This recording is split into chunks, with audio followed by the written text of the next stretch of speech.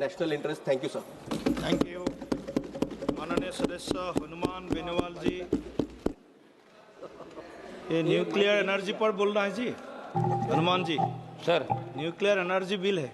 हाँ उसी पे बोल रहा हूँ सर। आप देखिए, मैं बहुत ढंग से बात करता हूँ मेरी सर। सभापति जी बहुत विद्वान आदमी हैं, आप बोल रहे हैं कि नहीं बोलेंगे न्यूक्लियर पे। सभापति महोदय, सपोर्ट करने हैं। सभापति महोदय, सबसे पहले तो आपने मुझे भारत के रूपांतरण के लिए नाभिकीय ऊर्जा का संधारणीय दोहन और अभिवर्धन विधेयक 2025 चर्चा में भाग लेने का अवसर दिया, इसके लिए धन्यवाद। सभापति महोदय, विधेयक का उद्देश्य परमाणु शक्ति के लिए एक व्यवहारिक नागरिक दायित्व व्यवस्था बनाना, परमाणु ऊर्जा नियामक बोर्ड को वैधानिक दर्जा प्राप्त करना है। मैं आपके माध्यम से कहना चाहता हूँ कि परमाणु ऊर्जा क्षेत्र में क्रम रूप से आप निजी क्षेत्र को प्रवेश दे रहे हैं।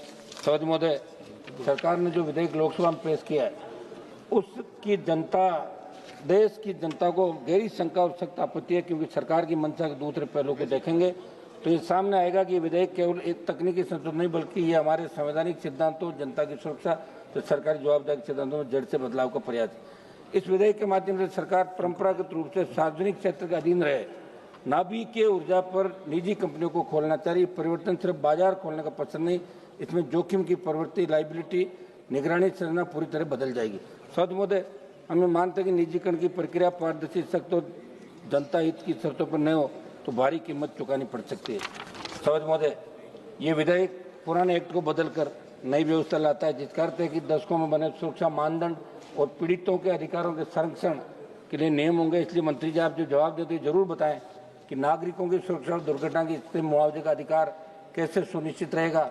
महोदय, आपके माध्यम से मंत्री जी ये भी पूछना चाहता हूँ कि विधेयक में देयता की सीमा और ऑपरेटर उत्तरदायित्व जैसे प्रावधानों का नई तरह से निर्धारण हो रहा है। कुछ कई मीडिया रिपोर्ट्स के अनुसार ये विधेयक इसलिए भी चिंता का विषय है क्योंकि नाभिकीय दुर्घटनाएं स्थानीय नहीं बल्कि क्षेत्रीय और पीढ़ियों पर असर डालती है।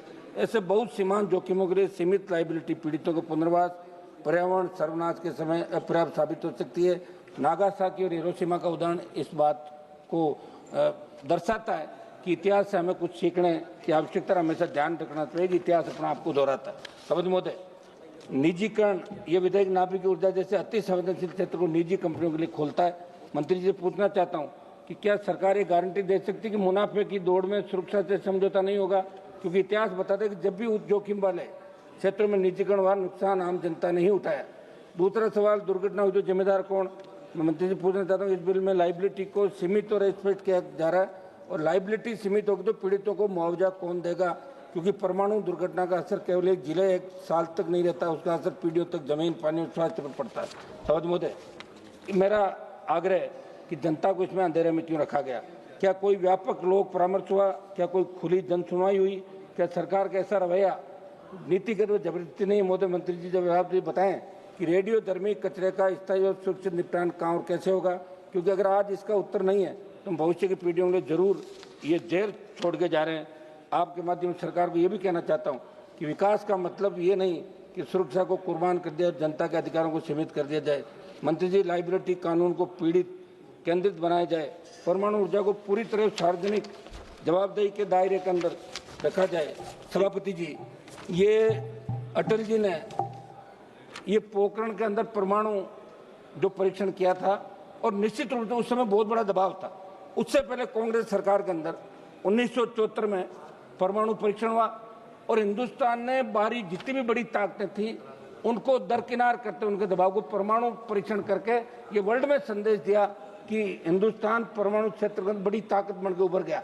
लेकिन आज अपन जो करने जा रहे हैं, ये कोई खिलौनों की दुकान नहीं खोल रहे हैं, खिलौना बना लिया कर लिया। ये हमारे पास अगर मेक इन इंडिया की अपन बात करें, जब परमाणु क्षेत्र में अपन प्राइवेट को घुसा देंगे सबको, तो अपन खुद क्या करेंगे, ये वर्ल्ड जानना चाहता है। ये मैसेज गलत वर्ल्ड के अंदर आपका जा रहा है। ये हमारी मांग है कि इसको एक बार आप पूरा सोच विचार करके और उसके बाद इसको पारित कराएं।